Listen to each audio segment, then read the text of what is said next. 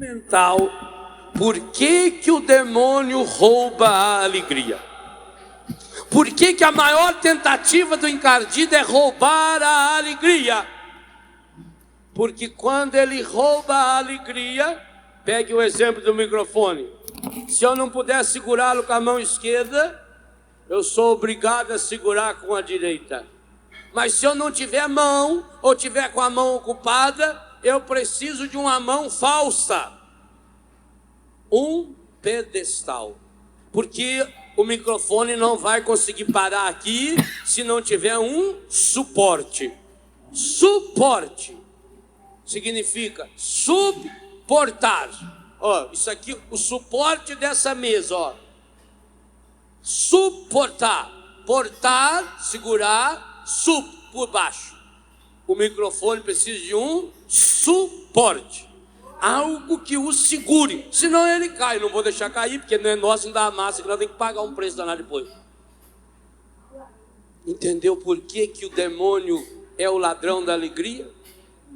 Porque na hora em que ele consegue roubar a minha alegria, o que acontece com o nosso coração? Hein? Pensa. Se eu necessito da alegria, ora, eu estou com muita fome, eu adoro comer pão com manteiga, mas não tem pão com manteiga, eu como pão sem manteiga. Eu estou com muita fome, eu adoro comer perna de frango, caipira, nossa senhora, parece moela de frango. O dia que você me convidar para ir na sua casa, foi uma panelada de moela de frango caipira. Mas não põe quiabo não para estragar o frango. Que delícia! Agora, se eu vou almoçar, não tem moela de frango, não tem carne de frango, eu como arroz, eu como feijão, eu como abobrinha, eu como o que tiver, porque eu preciso de alimento. Olha, se a alegria é uma necessidade espiritual, se o encardido me rouba a alegria, eu vou tentar substituir a alegria. E nessa hora é que eu começo a me alimentar com a euforia. A euforia é a alegria do mundo. É essa alegria passageira. É essa alegria momentânea. É essa alegria que eu tenho na hora, mas que normalmente depois ela se transforma em tristeza, ela se transforma em dor, ela se transforma em mágoa, ela se transforma em ressentimento. Meus irmãos, esse versículo do Salmo está dando a cada um de nós o grande segredo da alegria verdadeira. Para que você possa voltar à alegria, porque muitos aqui já não vivem mais na alegria.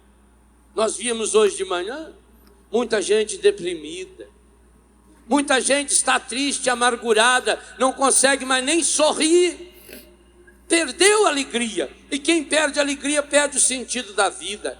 Quantas pessoas nesse mundo têm tantas coisas, mas são infelizes, são tristes, estão sempre amarguradas.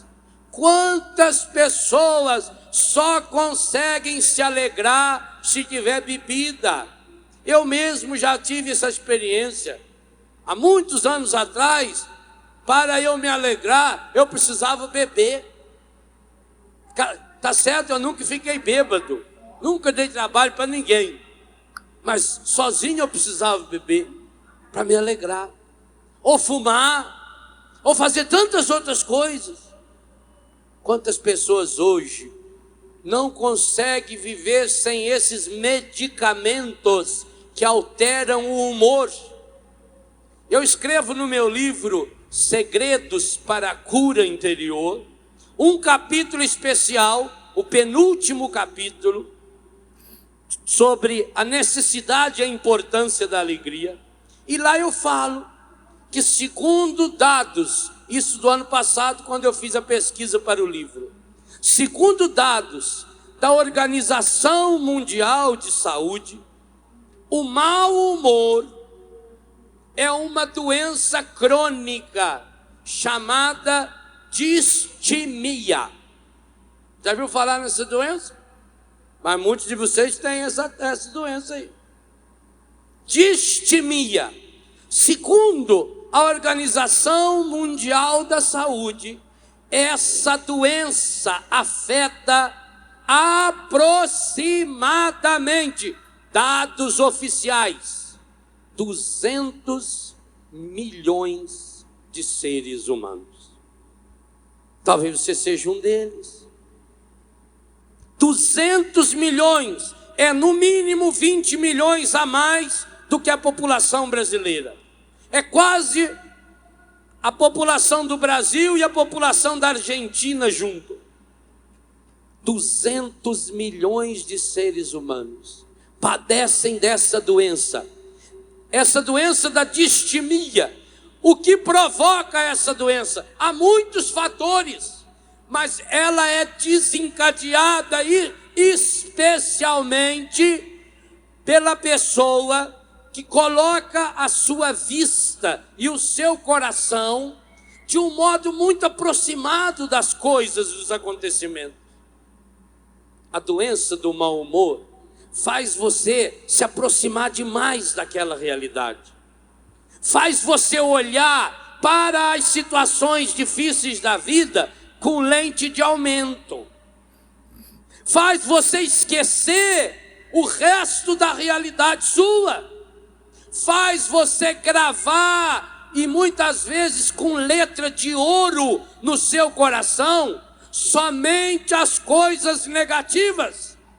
Tanto que a pessoa que padece da distimia, tanto a crônica como a distimia parcial, que todos nós sofremos muitas e muitas vezes, ela é capaz de contar a sua história. Você já deve ter ouvido uma pessoa assim, nem que seja você mesmo, porque quando você fala, você também escuta. Já notou esse processo?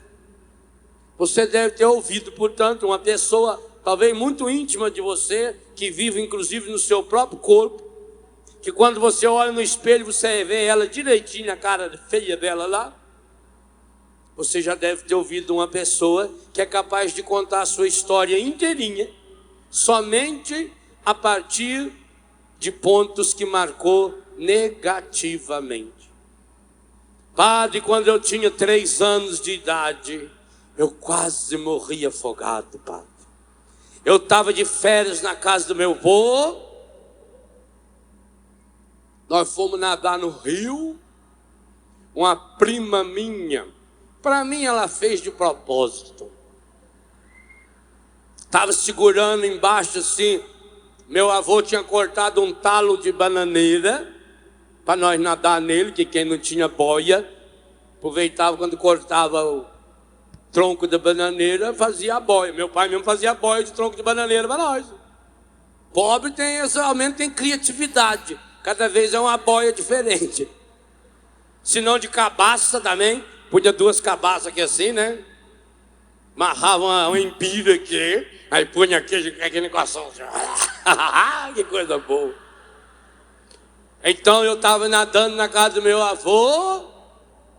A minha prima puxou o talo da bananeira. E eu fui fundando. E aquela água foi entrando, e ninguém tirava eu. Eu fiquei quase 5 horas afundado lá dentro da água. Saí de lá, eu estava roxa. 5 horas. Talvez 4 horas e meia. Oh, meu Deus. Por que essa pessoa cometeu a barbaridade de tirar você de lá?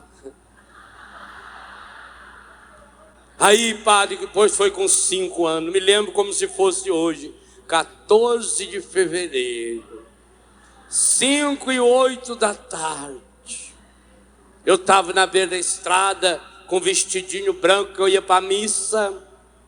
Passou um caminhão, tinha uma poça d'água. Ele tinha toda a estrada para passar, mas parece que ele veio logo lá onde eu estava. Espirrou água em mim, sujou. Minha mãe deu tanto em mim, porque aí também ela não foi à missa. que não tinha roupa para eu ir, nós só tínhamos um vestidinho. Depois, quando eu tinha 8 anos, quando eu tinha 11 anos, quando eu tinha 12, quando eu fiz 18, não gosto nem de lembrar o dia que eu fiz 15 anos. Tem gente que conta a história da sua vida através de 8 ou 10 episódios negativos. Só enxerga o que não presta. Essa pessoa, perdoa-me a sinceridade, é uma candidata com um índice de aprovação elevadíssimo para ir para os quintos dos infernos. Segura minha boneca. Por isso que o encardido semeia tristeza. A Bíblia é categórica. A tristeza do mundo é um obstáculo para a graça de Deus. A distimia, a doença do mau humor, faz primeiro você fixar. É como se você pegasse uma caneta e só fosse marcando em volta no calendário da sua vida. Quantos anos você tem? 20, 30, 40, 90. Multiplica pelos anos que você já viveu. Quantos dias você já viveu? Quantas horas você já viveu? Você podia fazer esse cálculo assim de brincadeira. Pega uma calculadora eletrônica ou um celular, esses que faz conta aí, e multiplica. Eu tenho 25 anos, vezes 365 dias, vezes 24 horas. Bom, com 25 anos teve mais, teve 6 anos bissexto, então aumento mais 6 vezes 24. Quantas horas eu já vivi? Quantos dias você já viveu? Quantos minutos você já viveu? E depois você tenta marcar num outro caderninho quantas horas demoraram as horas de sofrimento que você já teve. E você vai ficar com uma vergonha medonha quando descobrir que, somando todo o tempo que você já sofreu até hoje, não daria 2 horas e meia bem contada, ao lado de 5, 10, 15, 50 mil horas, ao lado de 1 milhão de minutos que você já viveu. Mas você teima em lembrar sempre daqueles 10 ou 15 minutos de bobeira que você viveu, que você foi vítima. E além disso, depois de você marcar só as datas, os dias e as horas negativas, você começa a olhar para cada um deles com lente de aumento. Primeiro você pinta, primeiro você sublinha, depois você coloca uma lente de aumento, depois você começa a desenhar aquela data com todas as cores possíveis, para que aquilo tome conta do resto do seu ano. Então você diz: o meu ano não prestou, o meu ano não valeu nada, porque no dia 29 de novembro eu perdi o emprego, acabou com o meu ano. Você transforma 365 dias em 29 de novembro, em 15 de dezembro, em 7 de janeiro, em 25 de abril, eu não sei. Assim como o encardido adora, porque se, sabe quando tem dia santo, antigamente as folhinhas vinham bonitinhas, você ganhava uma folhinha, tinha aquelas datas lá que o número vinha em vermelho, era dia santo, até as crianças adoravam, porque sabiam que não tinha aula, aquilo era tão maravilhoso. O seu calendário, o encardido deu uma caneta preta para você, bem grandona, e você começou a marcar no calendário da sua história os dias que você entregou ao poder do demônio. Que pena. Você deixou ele roubar a sua alegria.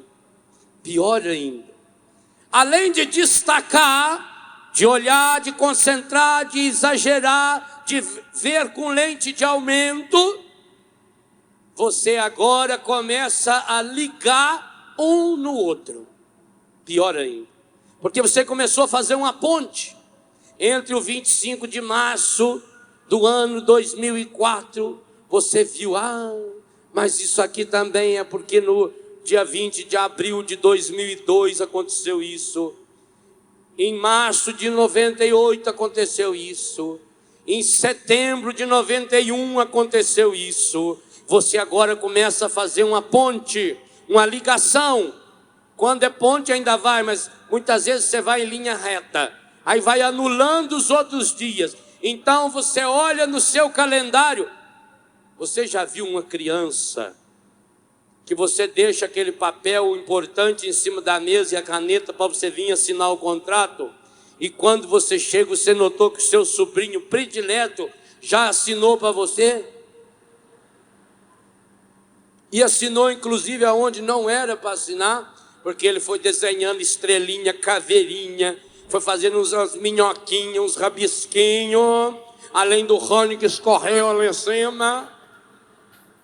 Quando você pega o contrato e olha, parece que ele desenhou um sacizão, rindo para você, fazendo pito-peru assim para você.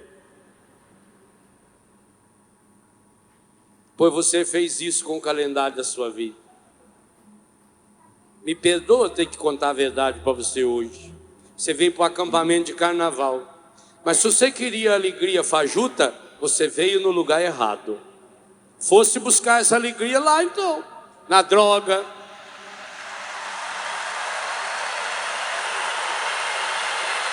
Você acha que o sexo pornográfico é alegria? Você está no lugar errado. Você tinha que estar lá na escola, lá onde o ministro foi. Lá que ele distribuiu 1 bilhão e 500 milhões de camisinha. Aqui não, aqui a gente entrega para cada um, não é uma camisinha. Aqui a gente entrega é o corpo, sangue, alma e divindade de nosso Senhor Jesus Cristo. Quer aquela alegria? Vai lá. Então você me perdoa. Me perdoa eu ter que falar para você uma verdade que você não está gostando de ouvir. Sinto muito. Porque, nossa, esse padre parece que não tem sensibilidade. Além de eu sofrer tanto agora, quer dizer que a culpa foi minha? Foi. E sabe como é que eu sei que foi? Tudo que você sofreu ainda foi pouco. Porque não foi suficiente para você dar uma cabeçada na parede e acordar. Vai ter que sofrer muito ainda. Você está desenvolvendo a doença da distimia dentro de você. Você está rabiscando o calendário da sua vida. Então você, quando olha para esse calendário e ele está todinho pichado. Sabe quando a gente vê nesses muros, nesses prédios, tudo pichado? Se eu visse uma pessoa pichando a minha casa, se eu visse pichar, eu ia pichar ele também. Ele ia aprender a pintar a parede na porrada, mas ia aprender, com certeza. Não é feio quando você vê uma igreja, um prédio, um muro? A pessoa faz isso para quê? Por prazer de estragar. É por isso que o demônio também picha você. Se a pessoa pintasse o muro e ela pichando, significasse que aquele muro passaria a pertencer para ela, ainda teria algum lucro. Mas não, o muro continua lá do dono do muro, o prédio continua do dono do prédio. É o prazer de estragar, é o prazer de tirar a alegria do outro. Esse é o motivo pelo qual o encardido rouba a nossa alegria, porque ele pensa assim: já que eu não posso, ninguém pode. Você não ouviu falar nesses filmes que o sujeito vai lá e matou a ex-namorada? Não, já que não casa comigo, não casa com mais ninguém. Isso aí parece os bailes lá no Biguá. Lá no Biguá, de vez em quando, tinha que pegar uns tontos, uns bêbados. Lá em Pina também, eu acho que era assim. Tinha que pegar uns bêbados e levar embora. Porque lá, quando você ia tirar uma moça para dançar, a moça não podia dar tábua. A não ser que a moça estivesse com o namorado, ou que aquele homem que viesse tirar ela para dançar fosse um homem desrespeitador, que passasse a mão indevidamente, ou se tivesse bêbado. E às vezes o rapaz vinha lá tirar a moça. Quer me conceder aí a alegria dessa dança? E ela via que o estado etílico dele não permitiria que ele dominasse as pernas. Ele estava querendo, era um poste para se escorar. E aí ela falava, não vou dançar. Não vai dançar comigo? Então eu vou ficar aqui do seu lado agora. E você não dança com mais ninguém. Quero ver se tem homem aqui para dançar com você. Aí você tinha que fazer o quê? Se não fosse ele o dono do baile, que se fosse o dono do baile, ele ia lá e mandava o sanfoneiro. Pode parar de tocar. Não toca. Acabou, pai. Acabou. Cerrou a festa. Se ele não fosse o dono do baile, já tinha sempre um estilo. A gente sempre tinha um estilo. Eu mesmo tinha um estilo grande, era bom, né? O estilo já ia chegando. Primeiro eles conversavam com ele educadamente. Mas quando ele resistia, fazia igual os homens aqui.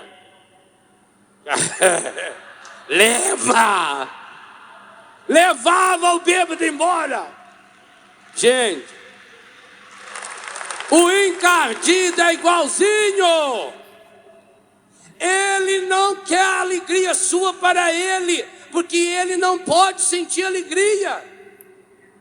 Ele quer que você agora perca a alegria, porque ele é igualzinho a um bêbado que diz, já que não dança comigo, não dança com mais ninguém. Já que eu não posso sentir alegria, você também não pode sentir. E que pena, muitos de nós aqui estamos servindo de garçons e garçonetes para a fome que o encardido tem.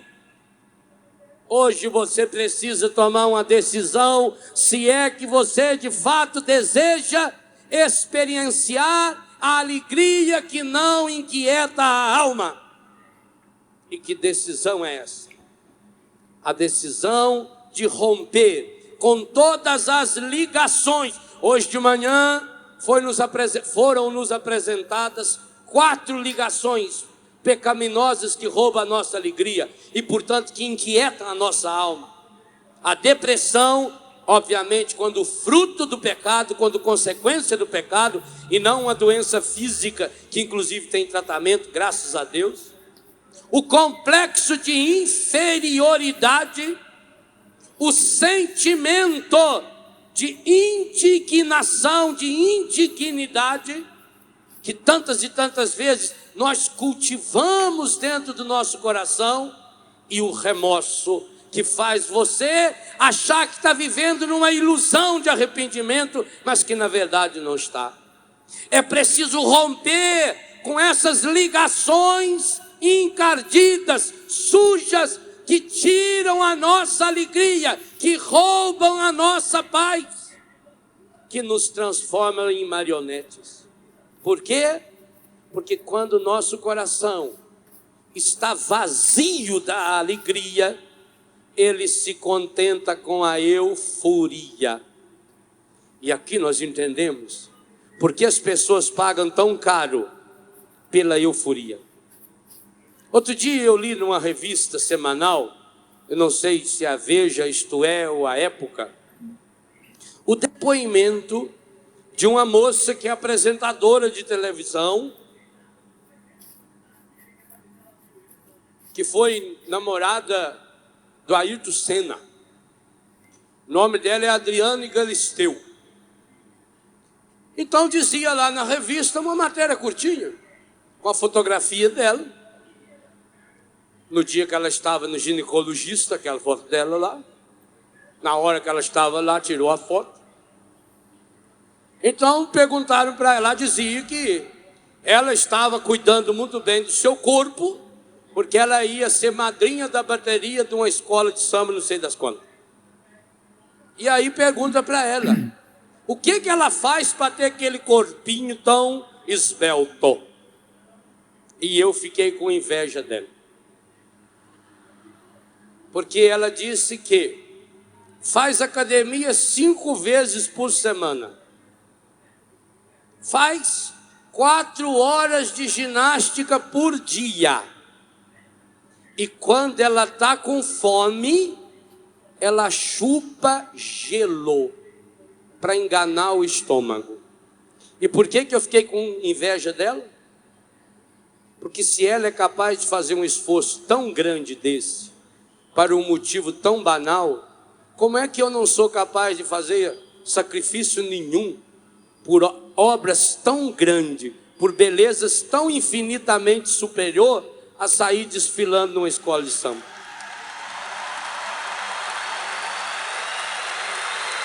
Quando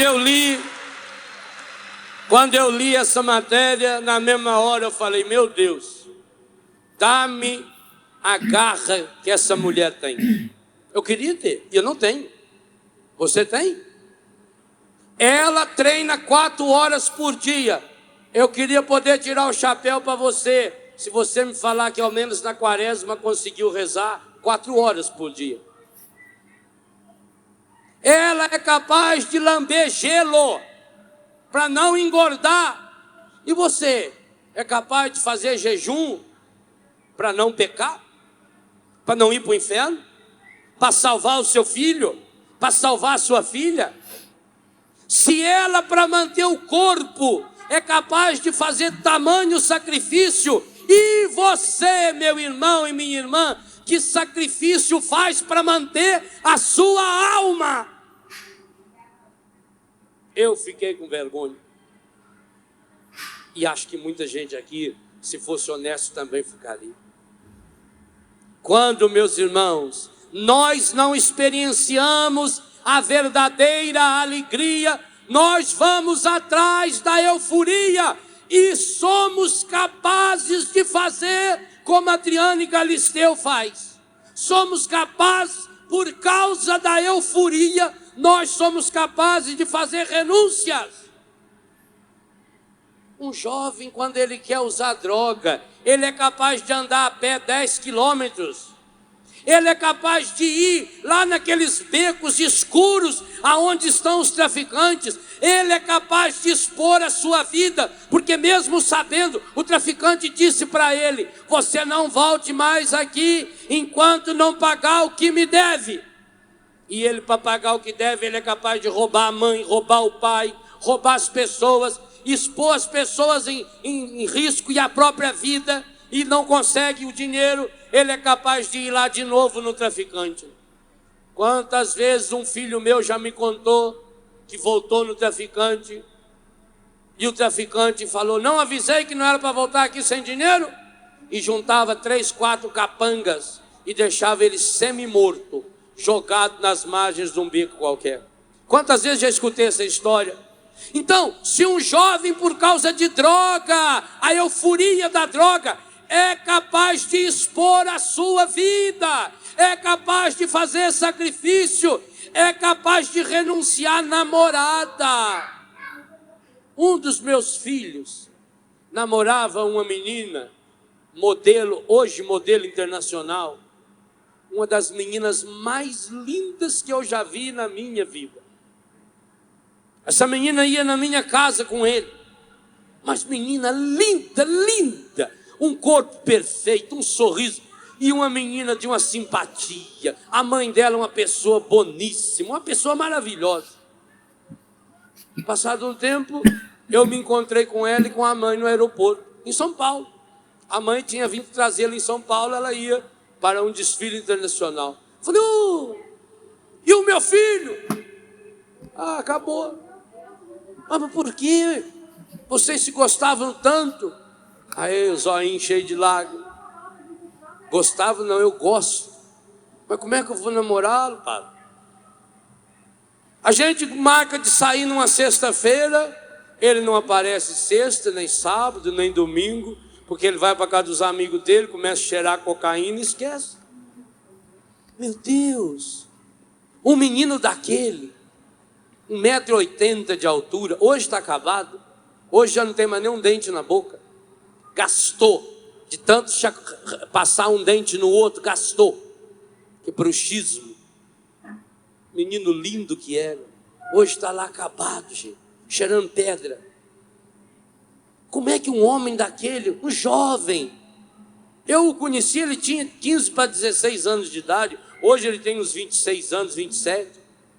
Como é que ele se acabou? Como é que ele foi capaz de trocar uma menina mais linda, linda em todos os sentidos, fisicamente, afetivamente, uma delicadeza? Ele trocou por quê?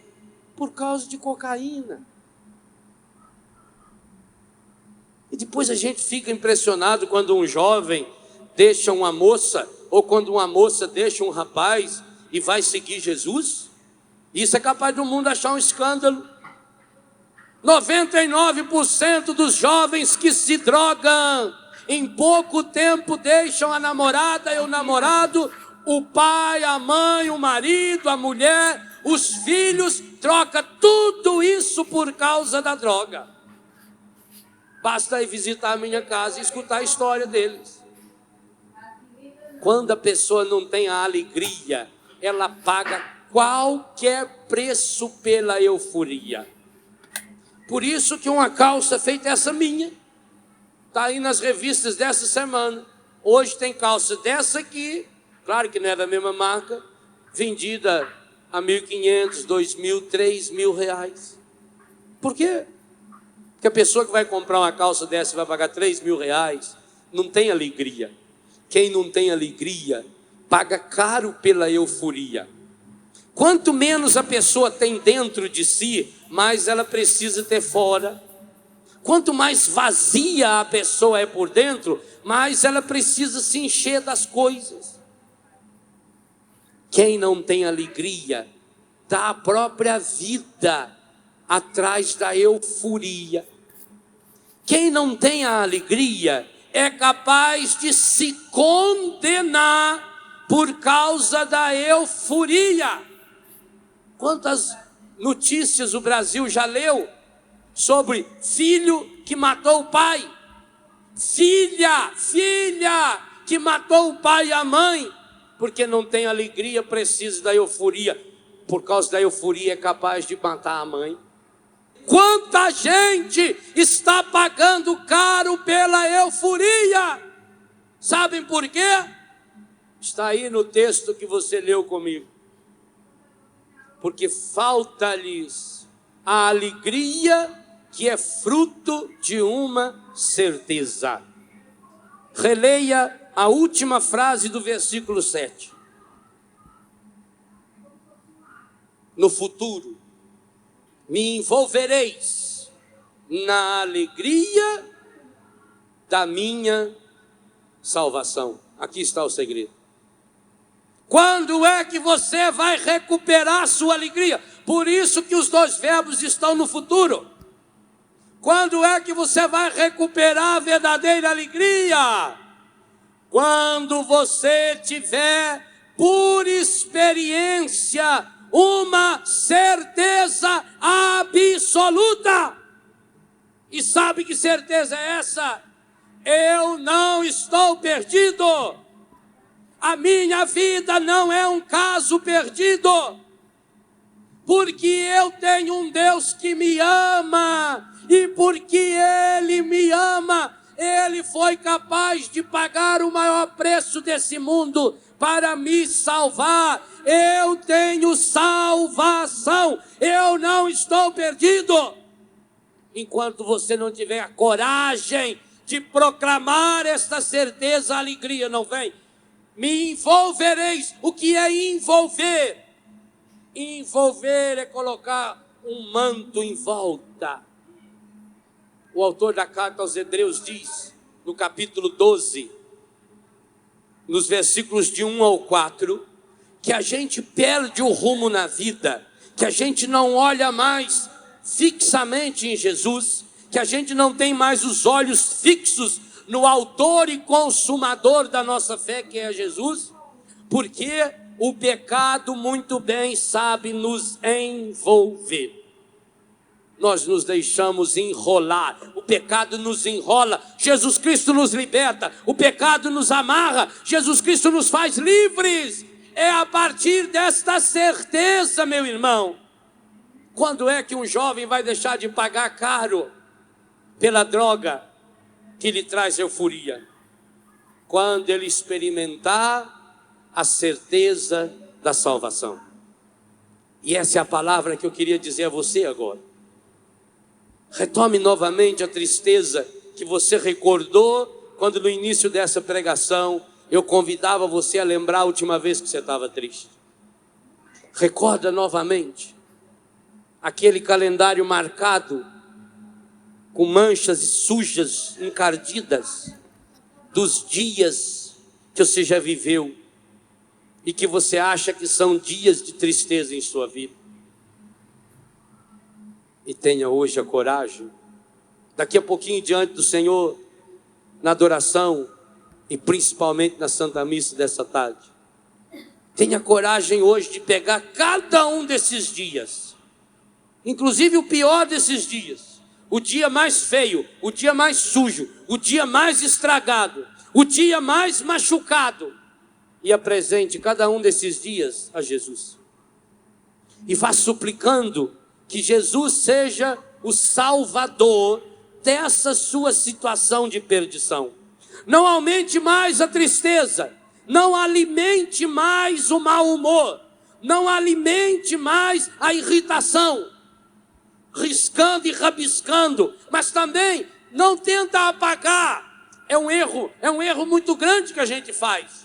A gente tenta apagar os dias estragados da nossa vida. Não, você não pode querer apagá-los. Eles fazem parte da sua história. E digo mais, eles ajudaram você a ser quem você é. Não negue a sua história.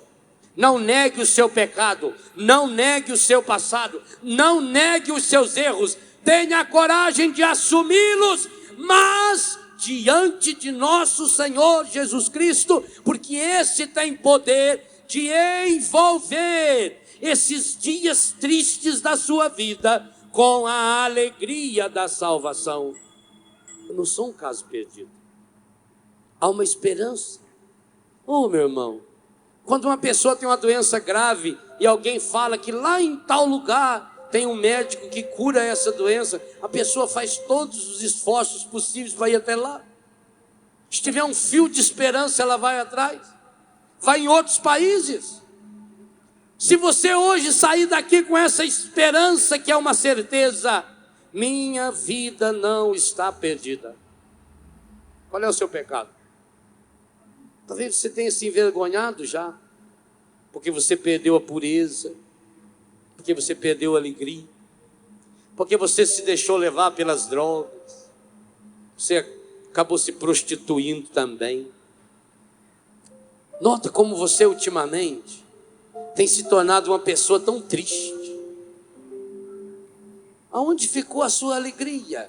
Pelas coisas simples. A alegria de olhar a chuva caindo. A alegria de contemplar uma flor que se abre. A alegria de ver uma criança com a cara toda suja de sorvete e chocolate. Você já notou como você não se alegra mais? Você está sempre amarrado, sempre mal-humorada, sempre nervosa, sempre reclamando. E já notou que as pessoas não aguentam mais ficar perto de você por isso mesmo? Onde ficou a sua alegria? Hoje você sabe, a sua alegria foi roubada. Só que você não deu parte. Você não deu queixa, porque você foi cúmplice, porque você ajudou o encadido. Ele não pode fazer nada sem a sua ordem. Você deu a chave da sua casa para ele, mesmo sabendo que ele ia fazer aquela ruaça lá, você entregou. Por isso você não deu parte. E não adianta dar parte também. Eu prefiro que você se dê inteiro hoje para aquele que pode envolver você na alegria da salvação.